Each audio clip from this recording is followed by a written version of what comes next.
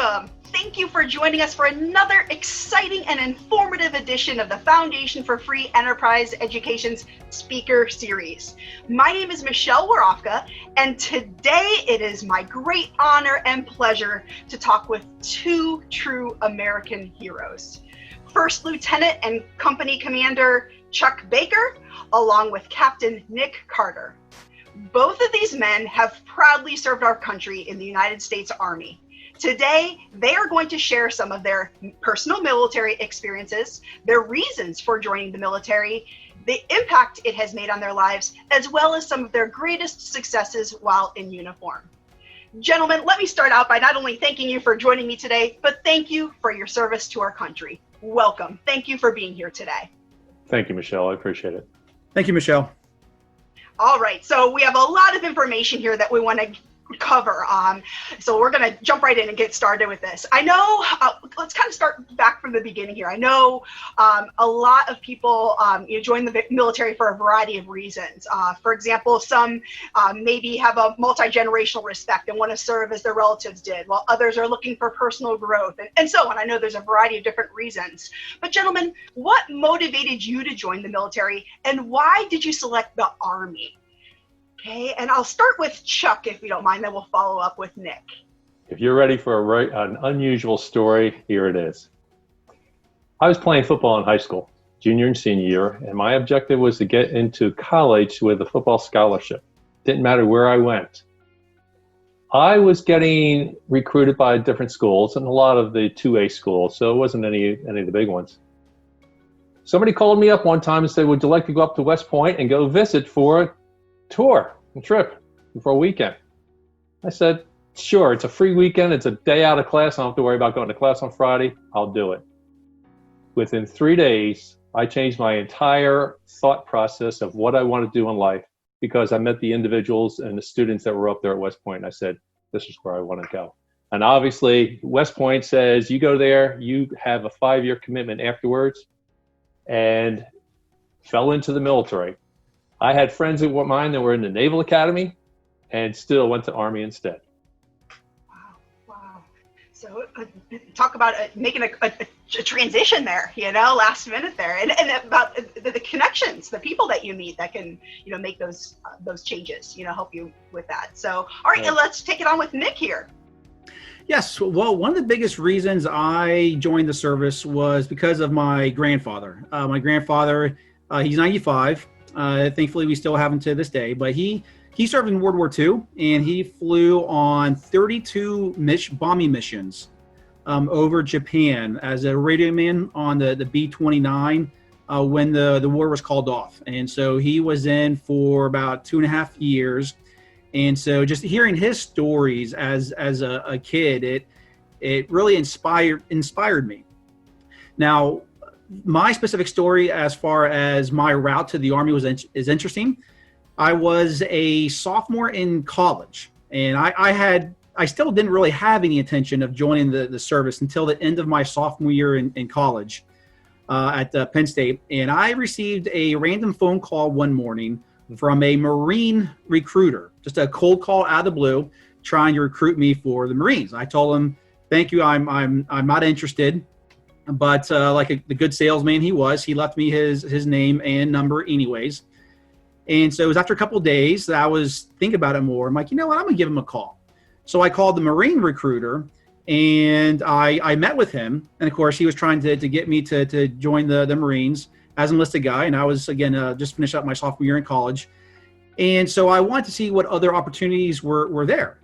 And so I talked to a friend of mine, an acquaintance of mine, who was an Army ROTC instructor at a local college. And I told him what I was thinking about doing. And he told me about a program that the ROTC can put on where I could join for my junior and senior year of college to make up for what I missed my freshman and sophomore year.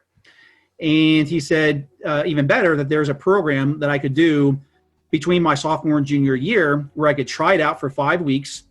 And if I liked it, I could join up. If I didn't like it, no obligation. So I thought that was perfect. So I ended up signing up for a 5-week RTC program between my sophomore and junior year in college. And I loved it. I fell in love with it. I knew that was the decision. And so I ended up joining ROTC my junior year at Penn State. And that's what led me to the Army. Wonderful. So that's how it all started, gentlemen. Love it. Very good. That's how it started for me. Great. So now, in general, it's my understanding, and please correct me if I'm wrong, but after an individual, decides that they want to join the military, they complete the entrance process, take the necessary tests and the physical, take oath, and so on. They report to basic training or boot camp, and then go on to, in many cases, some advanced training to learn skills specific to their specialty role. Is that the same process that you both went through? We'll start with Chuck here again, please. With officers, you go into an infantry officer basic course or armor officer basic course. So you don't go through boot camp. Okay. My boot camp was my first 8 weeks at West Point, where they put through a lot of different processes trying to get people out to leave. And it's a high stress situation at that point. But we don't go through boot camp. It's more like an officer basic course. So after my 4 years of West Point, I went into the infantry officer basic course. Mm-hmm. Okay, Nick? Yes, I'll second that. Since I did the RTC route and was an officer, my boot camp per se was the officer equivalent of the 5-week training I went between my sophomore and junior year. And of course, during the school year at Penn State, during my junior year and senior year, I took ROTC classes, and we would do weekly, 2 to 3 times a week training. But also between my junior and senior year, I did another 5-week training program at Fort Lewis, Washington, which was called Advanced Camp at the time. And upon graduating and commissioning, I was commissioned as a second lieutenant into the Army. That's when I started the officer-specific training of my specialty, which was the infantry. And so like Chuck, I went through the infantry officer basic course at Fort Benning, Georgia, where I was put in a team of 40 other infantry lieutenants, and we got specialized training in the infantry as an officer, how to lead soldiers in combat. And I did a couple other training programs that Chuck did as well, including airborne school and ranger school, which we can get to in a little bit. But that was the basics of our basic training as an officer and advanced training in our specialty. So it's a little bit different for everybody. And one of the differences, Nick, is I went through with about 230 officers when I went through basic course, 230 at a time. Wow. Okay, well, let's move ahead then. So I have so many questions for you here. So where did you serve the majority of your time, and what was your most memorable experience there? We'll start with Chuck here again, please. That's a great idea. With my 6 years that I put into the Army, went through, as Nick just talked about, the basic officer basic course, airborne, ranger. And then I went over to Germany and spent 3 years and 4 months over there. During that time, I was what they call a platoon leader, where you have the 30 individuals.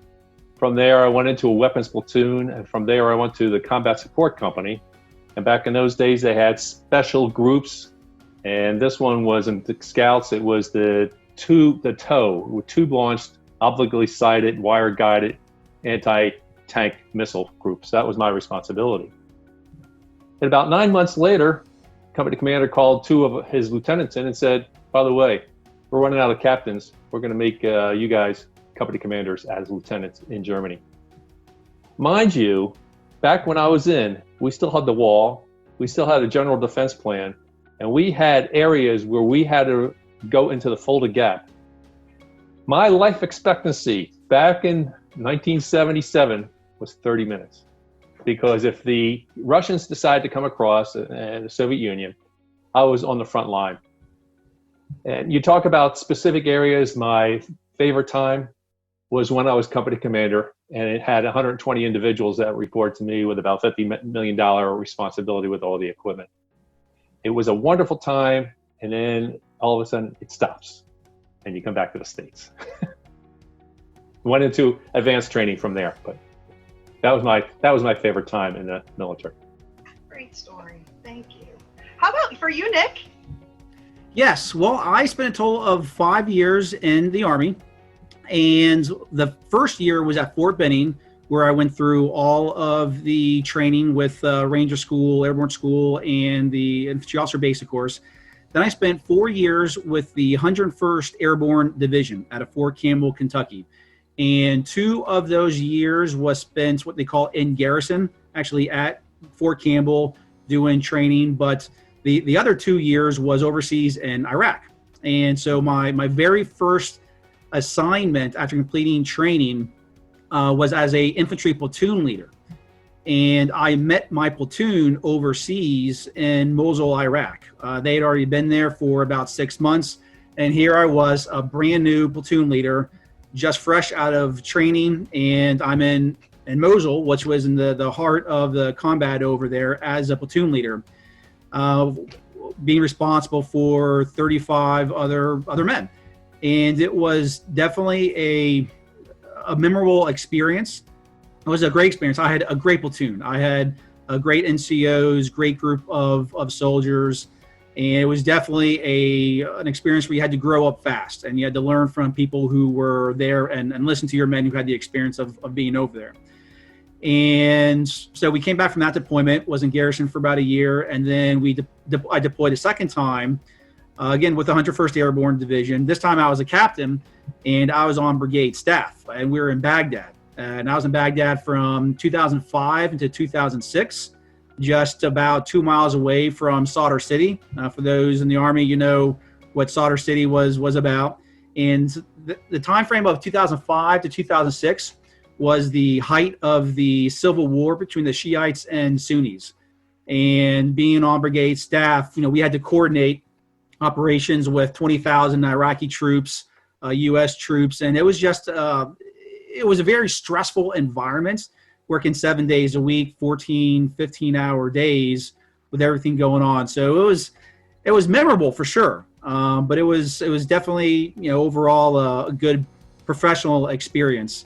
And then we got back from that deployment, I would say in like November of 2006, and that's when I started to out process from the Army.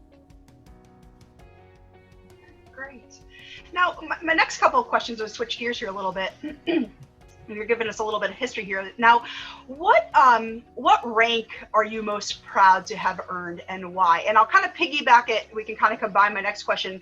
And also, which medals or citations are you most honored to have received and why?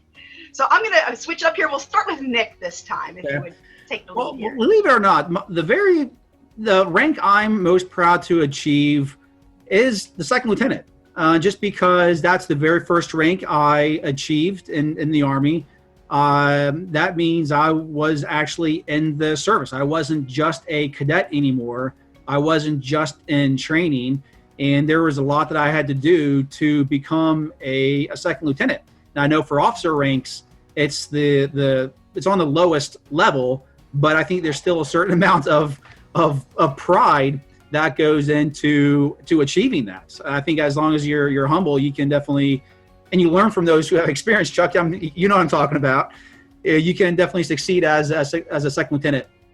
For me, the medals and ribbons I'm most proud of, if you can, this you can see them a little bit.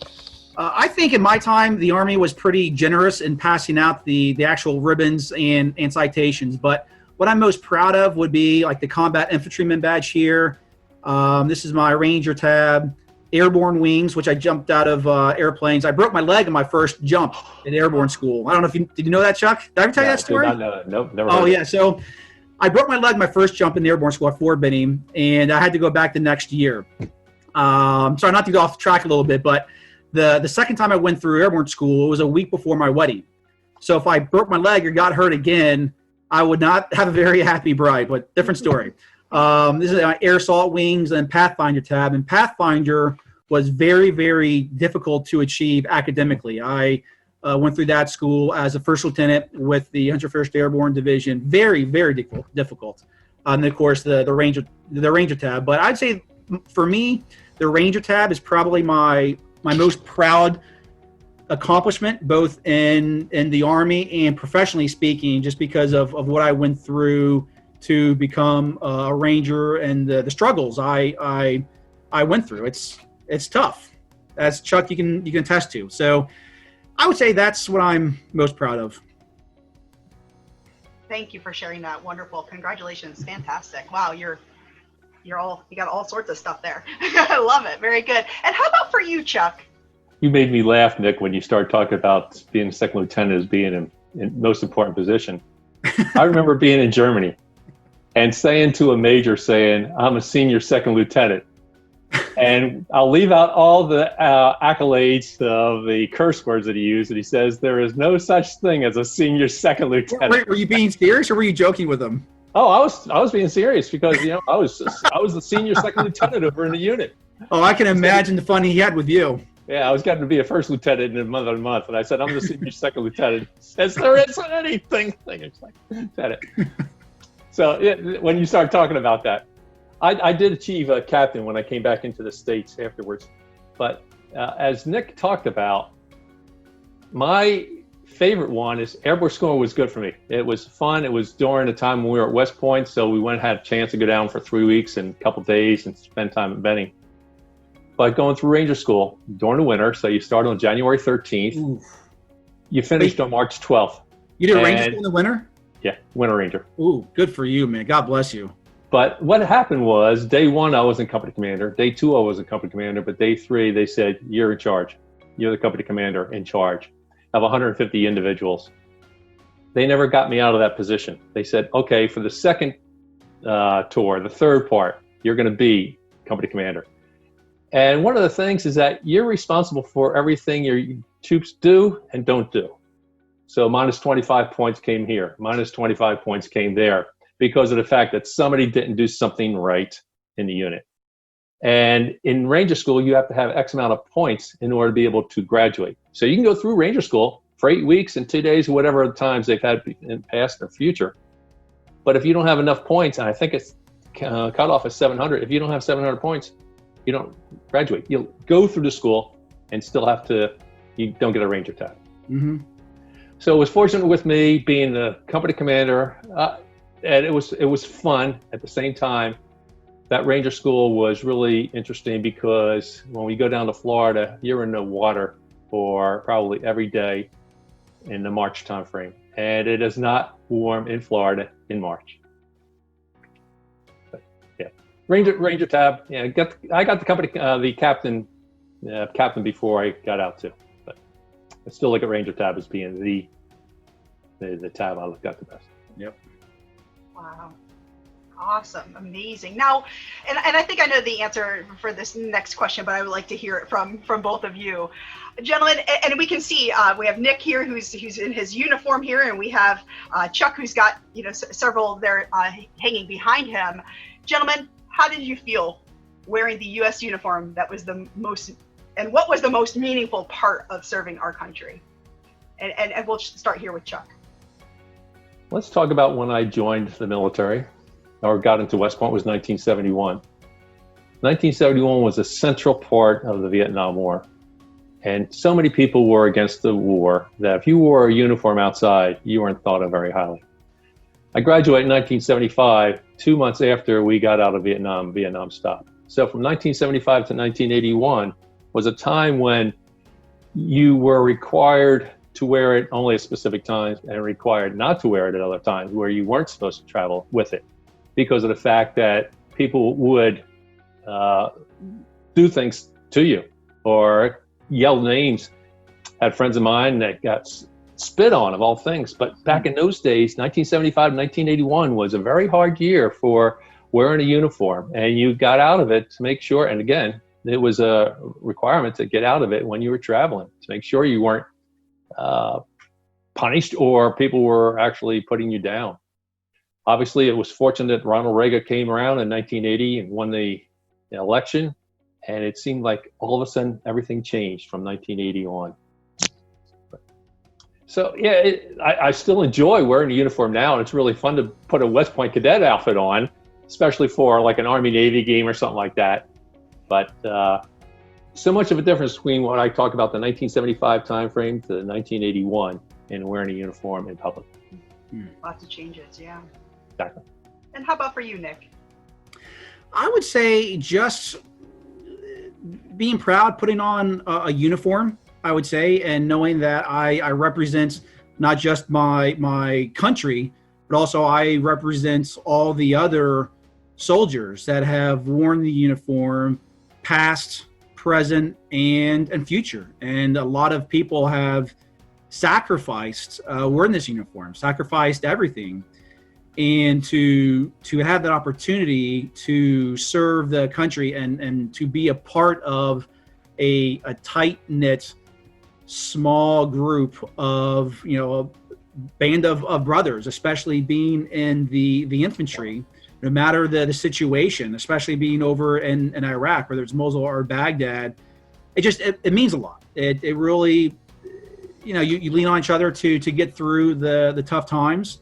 And you literally have to watch your buddies back. And I think that just really, it means a lot. And I think that was probably that's what it means to me. I think all the soldiers, past, present, and future.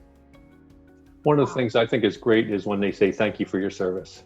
It really, even now, when somebody says that to me, I say thank you for recognizing that.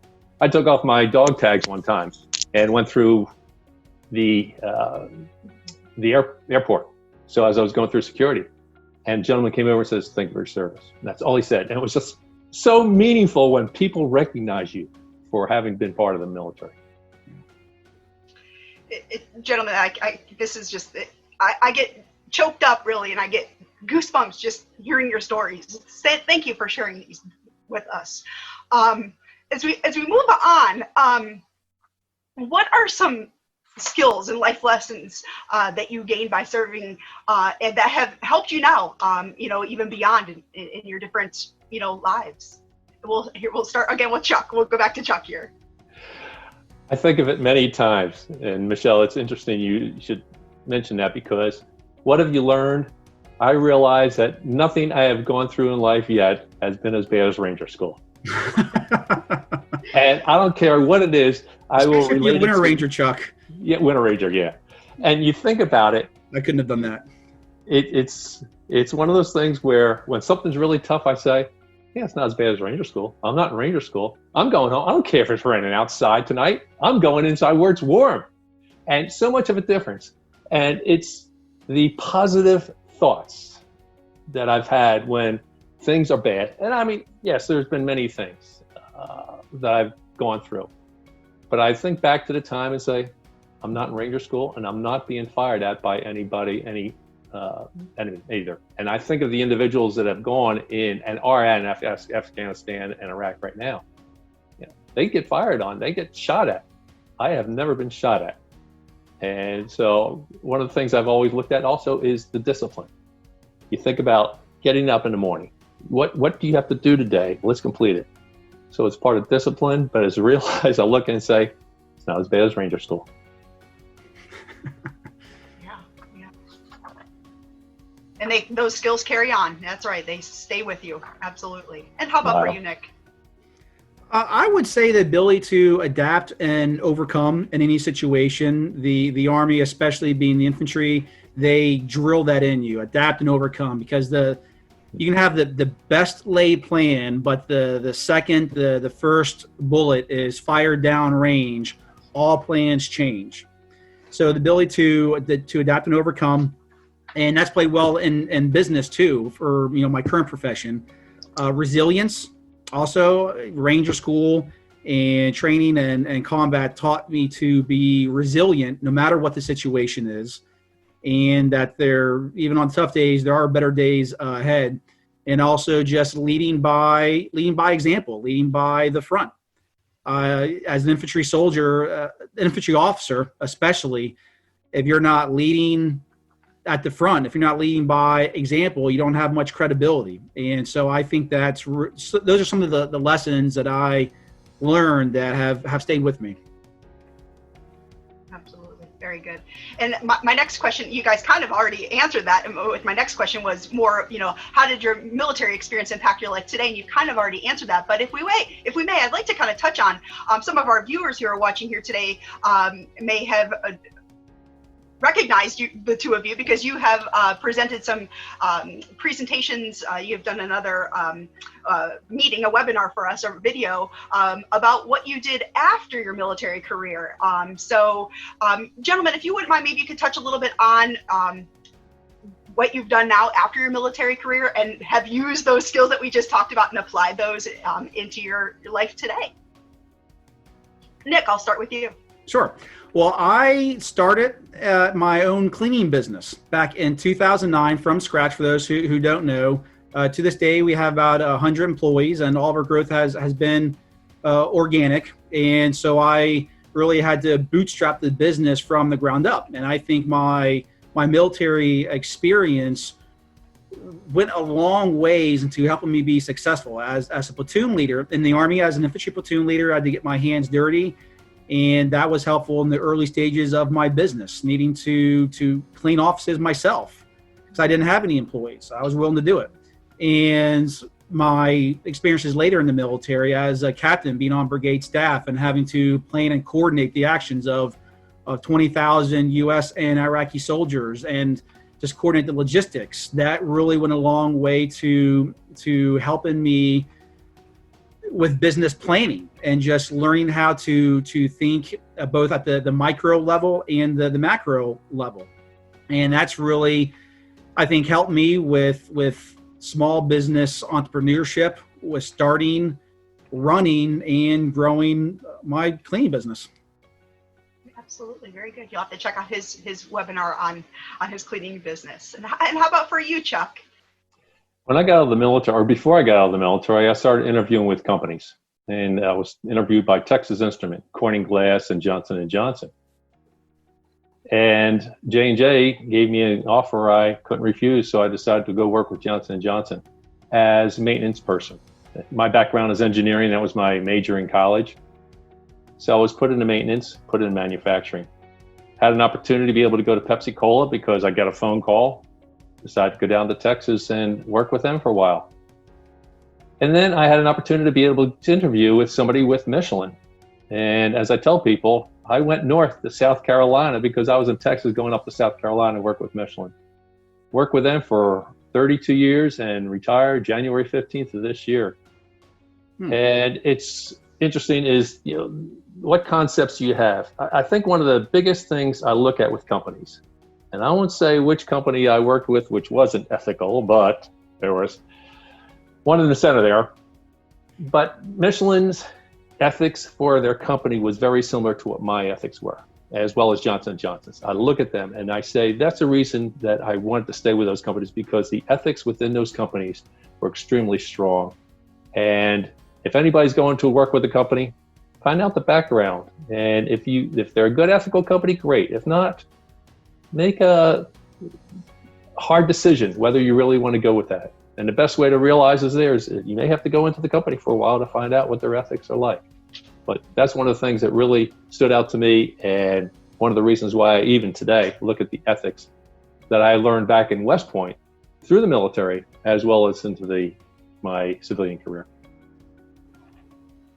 Excellent. Very good. And now, as we're working to wrap things up here, I wish we had so much more time to spend here with you, gentlemen. But for our viewers who might be sitting here who are thinking of joining the Army, some final advice or takeaway for those viewers. And again, I kind of want to add to that is, how might they go about joining the military for those that are interested? So I'll start with Nick. Well, great question. The first thing I would recommend is that if anyone is thinking about joining the military, whether it's enlisted or as an officer, to understand what they want out of serving, whatever it is. Like, don't go into the service aimlessly because you don't know what else to do, whether it's to learn to become more disciplined, which the military will teach you how to be more disciplined, whether it's to learn a certain skill that someone can learn in the military. Whatever it is, understand what it is they want to get out of it. And then once they're in, to commit to the military, whether they're enlisted or an officer or whatever it is, to commit to being the best that they can be, because there are so many skills that someone can learn in the military that do translate to the civilian world if they have the right attitude about it. Now, how someone would go about doing it, obviously a recruiter is the most common, but I would also recommend talking to multiple people, because a recruiter, they do have an objective to get someone to sign up for the military. They're salesmen for their branches, and that's great. But talk to different branches of the service, Navy and the Army. So talk to different recruiters and I think the most important thing is try to talk to someone who had recently served and done what they want to do. So that way they can get a perspective of someone who spoke to a recruiter, did boot camp, did training, and served. And then based on all of that information, make a decision. I think it's a great decision. I think it's wonderful. I just would encourage people to, again, know what they want to get out of it and then put forth their best effort. Great advice. Chuck? I have mentioned this to many people, and I really wish we would do this, is require our young men and women, whether they're 18 to 22 in that time frame or 24, of spending 2 years where they have to do something for this country. They could go into the Peace Corps, they could go into volunteer work somewhere for 2 years, or else be in the military. Because of the fact I look at what individuals come out with, there's very few percent that have gone through the military. I don't know, it's a total of 10% of the entire population, or whether it's only 1%, but it's a very small percentage of individuals that have gone in the military. And I really wish we would get more to the point of saying, I need to serve my country in some aspect. I went the unusual route. 4 years of being a cadet, and some people would say cadetiot. And you think about is what you have gone through in order to be able to get where you were as being a second lieutenant. And people have come up to me and say, I want to go to the military academy. I want to go to Annapolis. I want to go to Air Force Academy. Fantastic. But you've got to be able to say is, what are you willing to do? Is it just because of the fact you want to be an Air Force pilot afterwards? Or do you want to serve the country for what you're doing? It's extremely important to look at it and say, as Nick said, is why do you want to go in? To grow up? Well, that's one thing. And I've seen individuals grow up very quickly within 6 months to a year, but they weren't expecting it. But I wish people would give some time back to their country and say, I'm willing to do this. Going into see a recruiter is one thing, but talk about other individuals that have gone through is also extremely important, as Nick said. In fact, I think I'll go talk to Nick and say, how'd you get in the military? Well, gentlemen, thank you. This is great final thoughts, great tips, and wow, great conversation here today. Thank you for sharing your stories, and thank you for your time. Thank you for being here with me today, and just walking us through your journey and sharing some of your stories. It's been an honor and pleasure. So thank you both very much. Thank you, Michelle. Thank you, Michelle. Thank you very much. And as we wrap this edition up here today, I want to thank Chuck, Nick, and all of our servicemen and women out there, past and present, for your sacrifice, your bravery, and the wonderful example you set for all of us. Thank you. Thank you, Michelle. If any of our viewers have any questions for Chuck or Nick, or if you'd like some additional information, don't hesitate to reach out to them directly. Their contact information will follow at the conclusion. Thanks everyone for watching.